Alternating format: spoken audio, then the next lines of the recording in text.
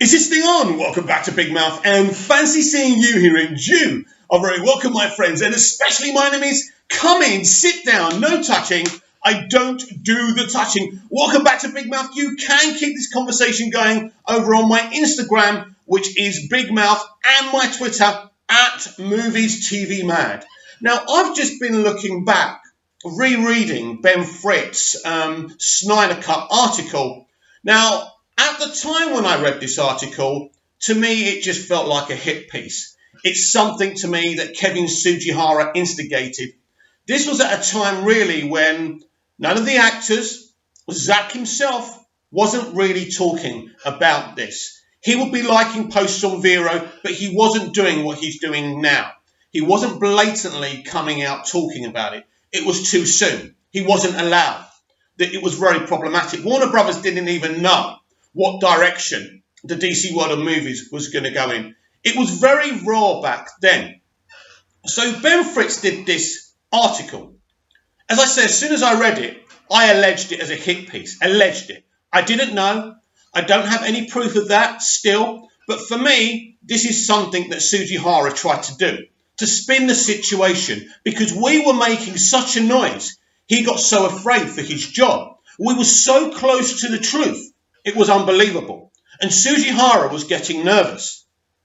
So, I can allege, without any proof, without any knowledge, that he got this journalist from the Wall Street Journal to do something. But not just to do an article and poo-poo on our movement. No, Ben went deeper than that.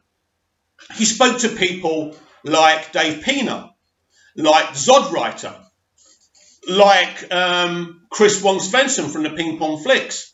I was watching Chris's channel even back then, and I remember how excited Chris was to do the interview.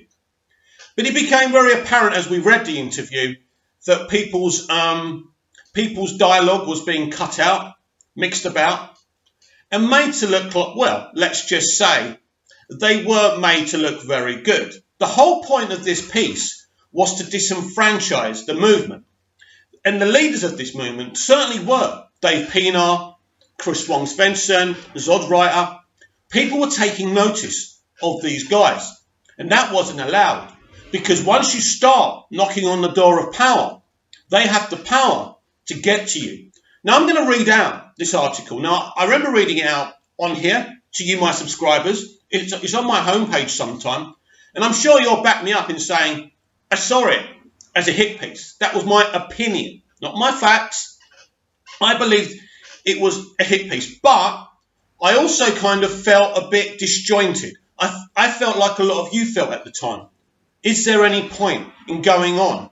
And I think we all started to feel that way. But then things changed, and we'll talk about that. So let's read this article. Or let's reread this article. Holy director's cut, Batman. Justice League fans demand a new version of a superhero flop. A superhero flop. Yes, Justice League was a flop. Advocates for the Snyder Cut believe original director Zack Snyder's vision for the movie remains unrealised. Now, remember at the time, we were working off echoes and rumours.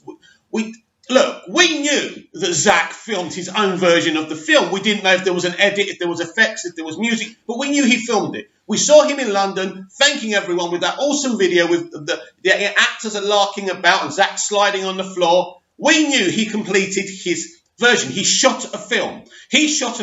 We knew that much. But we didn't know if there was a cut or an edit. But that never mattered.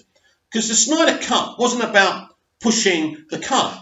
It was about saying there is a version, it can be cut, it can be edited, music can be put onto it. So his vision was there.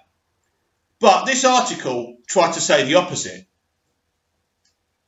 In the annals of director's cuts that restored a movie to its creator's original vision stand such greats as Ridley Scott's Blade Runner, Sergio Leone's Once Upon a Time in America.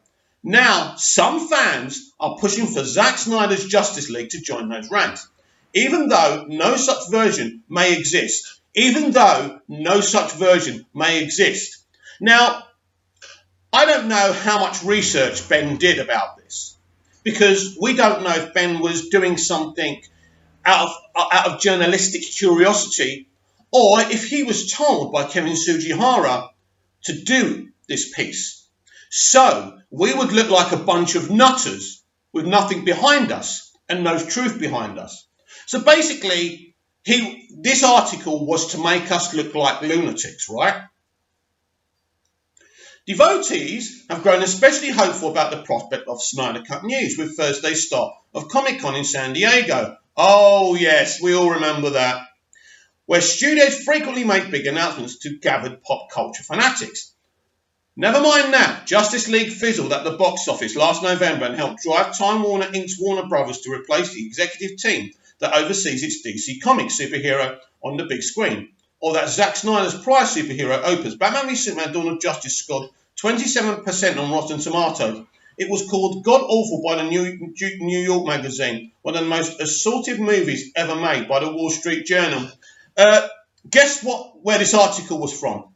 Yes, Ben Fritz did this article for the Wall Street Journal. Who cares what the Wall Street Journal thinks? Ultimately, we loved Batman v Superman. Millions of people around the world loved Batman v Superman. There was a lot of millions of people who didn't like it. That's what film is. That's what art is. Not everyone is going to like what you did. Saying this was already trying to kind of raise the angry lone nut theory, if you like, that we're just a bunch of lonely nutters in our mum's attics talking a load of nonsense. Basically, this article was printed, I'm alleging again, because I haven't got evidence of it. I can only tell you the hunch and what I believed at the time and what I believe now, that this was a hit piece. So basically, trying to make us look like fools. But it wasn't just an article he did. He spoke to members of this fandom and he broke their hearts. He broke their hearts. He did a very, very cruel thing, as far as I'm concerned. Because people thought that this guy actually knew something, that maybe this article would come with an announcement. Because at the time, sometimes Warner Brothers would use the Wall Street Journal to reveal things and release things. So we all got rather excited. So what Ben did was so unjournalistic. This isn't journalism, my friends. This was never journalism. And I hope one day when Ben thinks about this and thinks about the information that's coming out now, he thinks about what he did. And maybe one day he can do a sequel to this article apologising for being wrong. An ardent group of fans believe Batman vs Superman was powerful, relatable, visually stunning, smart, witty and fun. I don't think anyone ever thought it was witty, but the other stuff, absolutely. As one wrote and demonstrated a level of care unparalleled in modern cinema, as another said in an online video, they see it as a worthy successor to Mr. Snyder's 2013 Superman film Man of Steel. Listen to this, another violent superhero movie that polarised fans and critics. They believe Justice League, in which Batman and Wonder Woman assemble a team of superheroes, would complete this visionary trilogy. Yes, the Snyder Cut does that. Instead, these believers in truth, justice and the Snyder way got what they diversely refer to as Justice League. After Mr. Snyder stepped aside in early 2017 following a family tragedy, well, it was more than a family tragedy, Ben. His daughter Autumn tragically took her own life. So it's more than a family tragedy, my friend, but that wasn't the reason he stepped away from this movie. He was fired by Sugihara after trying to dumb down and water down his vision to please him so he could keep it, so he could give us what we wanted, what we dreamed of. But Zack tried and he couldn't. So either Zack quit or he was fired. Nothing to do with Autumn. And anyone who brings Autumn into that discussion is despicable and beyond contempt. Joss Whedon, the director of Marvel's Avengers, took over. Mr. Whedon had already been brought on to rewrite parts of the movie and oversaw several weeks of reshoots and a new edit the studio had requested. The final film was notably shorter and less violent than Mr. Snyder's previous solo work and featured snappy dialogue familiar to fans of the Buffy the Vampire Slayer TV series which Mr. Whedon created. Justice League, with a Rotten Tomatoes score of 40%, grossed $658 million worldwide, a weak total for a movie that cost about $300 million to make. It's also less than the grosses for Batman v Superman, $874 million, Man of Steel, $668 million, and last year's widely lauded Warner DC hit Wonder Woman, directed by Patty Jenkins, $822 million. Mr. Whedon declined to comment through a spokesman. You see, this is another thing now. I think it's about time that Joss came out. I don't blame Joss for what happened. Joss wanted to do Batgirl. And they told him, do this for us, right? Take the 30 pieces of silver and you could do it. But I think he should just come out and say, listen, I was under pressure. Warner Brothers should let him do that because Sujihara isn't there anymore. It's a new leadership. Come out, Joss. Just admit that you were given 30 pieces of silver and you made a mistake. This is funny. And hang on. Yeah, here we go. Now, this is an interesting paragraph. Mr. Whedon declined to comment for a spokesman. One Snyder disciple, do you see what they're doing?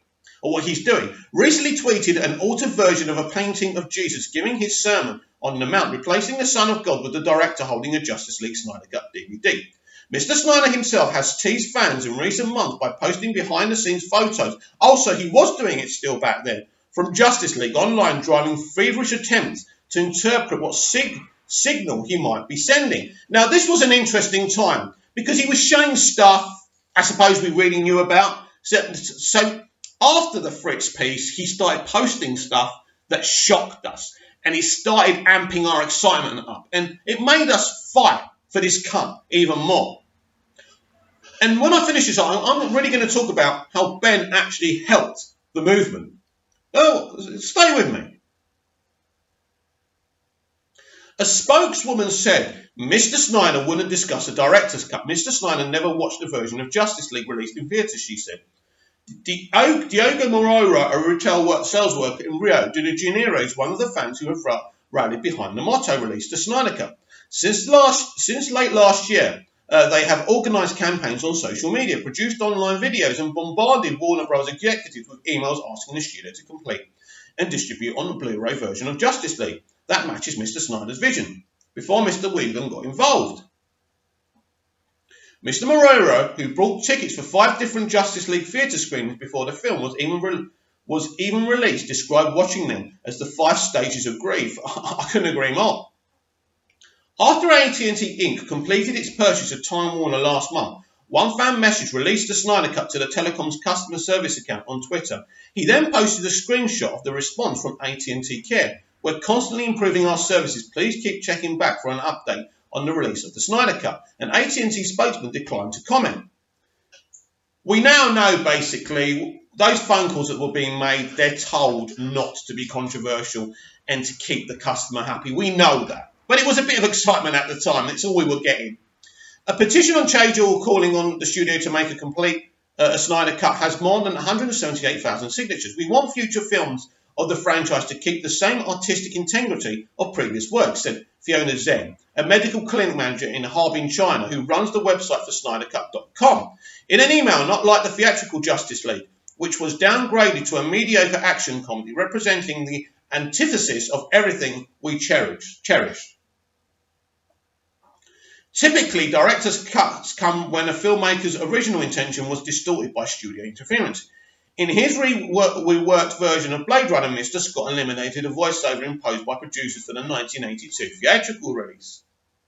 Devotees have pored over every bit of information released about Justice League to find hints of the movie Mr. Snyder envisioned before the reshoot, using early trailers, photos from production and unused visual effects. Shots leaked online. They have picked out changes, including the discarded origin of the character Cyborg and a scene in which Mr. Whedon apparently cut Gotham City Police Commissioner Gordon saying again at the end of one line. Some fans believe a Snyder Cut exists somewhere in the Warner Brothers vaults. That includes Chris Wong Svensson of Honolulu, who has produced dozens of videos on the topic for his YouTube channel with titles like Silence and Disinformation, Justice League Snyder Cut. In some, he self-mockingly wears a tinfoil hat. Oh, please do that again, Chris. I love it. I know it's not totally done, but I believe 100% there is a Snyder Cut of the film, Mr. Wong Svensson said in an interview. People who worked on Justice League say that while Mr. Snyder did assemble a rough cut after he finished principal photography in late 2016, the director never said he intended it to be released. They add that Mr. Snyder oversaw the new scenes. Mr. Whedon wrote the following winter had planned to shoot them himself before the death of his daughter prompted him to leave. This is This is interesting. Let me read that, actually. People who worked on Justice League say, while Mr. Snyder did assemble a rough cut after he finished principal photography in late 2016, the director never said he intended it to be released. Listen to this. They added that Mr. Snyder oversaw the new scenes Mr. Whedon wrote. This is a lie. This is you see, hit piece. This is an absolute lie.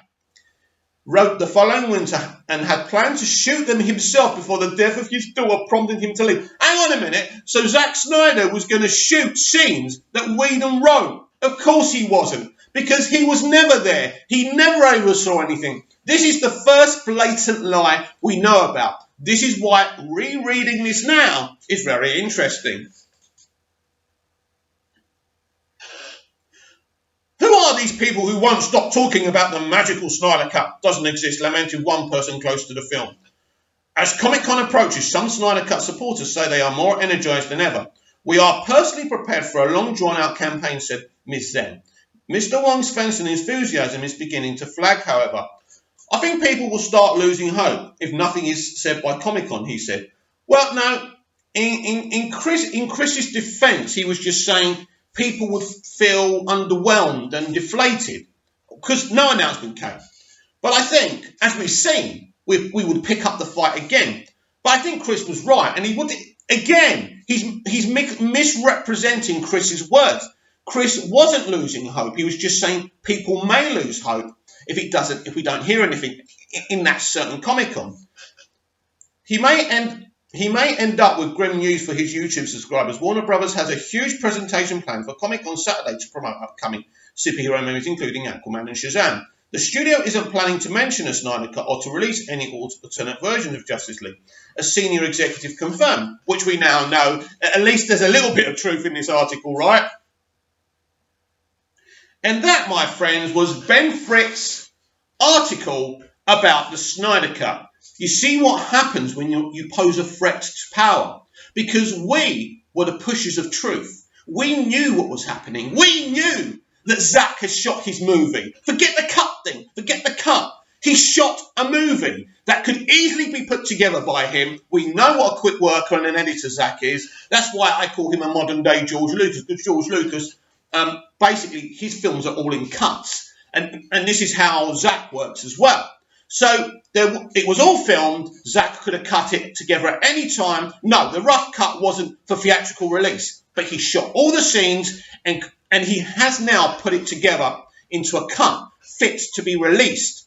So all this piece tells me that this was just to disenfranchise us. Now, it's all about opinions. And as I say, I'm not going to say this is a hit piece as fact. Ben Fritz may have actually genuinely done this article when he spoke to people. Then Warner Brothers lied. And they did at the time because they were under the leadership of the man who created this entire problem, Kevin Sugihara.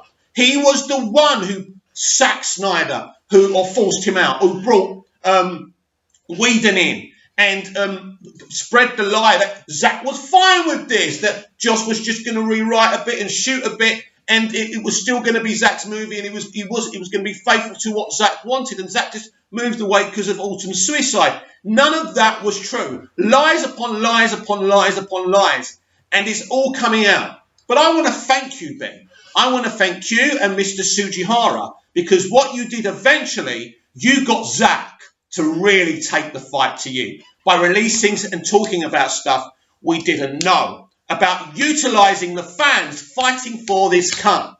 And now, Ben, my friend, how do you feel? How does it feel now to know there is a Snyder Cut? It is ready. It has got effects, just about completed. It has got the brilliant music we were used to, right? It's all there. It's all there, Ben. How do you feel now? You probably don't even care, Ben. You probably don't even care. Now, either you did this as a journalist or you did this because you were asked to. If you did this as a journalist, you spoke to a bunch of people who lied to you. I'm not talking about the fans, I'm talking about WB. Under the leadership of Kevin Sugihara, and you accepted those lies. You did something very unjournalistic. You didn't do more investigations because you couldn't afford to do that, could you? because the Wall Street Journal is a company, a very big, successful company. And so are Warner Brothers. Power unites to protect them from the peasants. It happens. It's happened in the past. It will happen again. But something very unique happened here. You know, a director being removed from a project because of creative differences isn't a new thing. We saw it happen with Solo. We'll see it happen again and again and again, especially now with social media and, test screenings and them being obsessed that they're going to get the right reaction from the public. It happens every day. But what happened with Justice League and Zack Snyder is very different. It's what happened afterwards that is historic in Hollywood history. It's the reaction that this fandom took it to the studio and fought and spread the word. It's when the public and a filmmaker actually got together to right a wrong. And that forced them to sack Kevin Sugihara. As I said in today's DCEU Daily, which is uploading right now, we took it to the studio. They sacked him, brought in new leadership, and now we've got Bad Robot, J.J. Abrams, and Sarnoff, and Walter Hamada. Very, very good people, and I'm happy they're involved. They're not the people who did this to Zack Snyder. In fact, J.J. Abrams and Zack Snyder are very good friends. And I've told you, he's going to bring him back. He's going to complete his arc. There's no question about that now. The rights are going to be wrong. And I think with these past couple of days of trends on the Snyder Cut and people actually believing us and people who don't give a shit about films and Snyder are actually joining our side, bloggers, because the bloggers know, finally, it's going to happen. It's been a very, very long fight, my friends, and this is why I reread that article. And there were times when we had utter lows and utter highs. But we've been with Zach and Deb throughout all the heartbreaking things that have happened to them. And it's been a moment in history where the fans and the director, producer, writer got together to do something beautiful. We are going to get Zach back on the DCEU. We are going to get his movie released. And that strong bond between fan and creative will go on.